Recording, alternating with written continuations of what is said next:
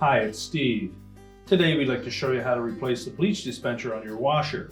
It's a really easy repair. Let me show you how we do it. Now to change this part, we simply need to open up the lid, and then we can remove that old bleach cup from the top simply by pressing in on the edge and popping it out of there. Now to remove that cup, we're going to push in firmly on this edge that is closest to the tub opening.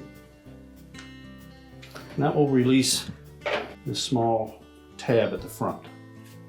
Now you may wish to take a thin blade putty knife and just gently go into that area and lift up on it.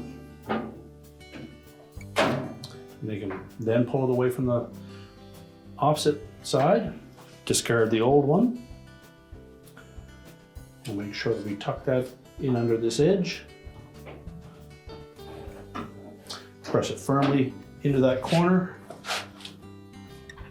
At the same time, pressing it on the front edge so we can snap it down into position. Once we have it secure, we can close the lid up. We just need to close the lid up and your repair is complete.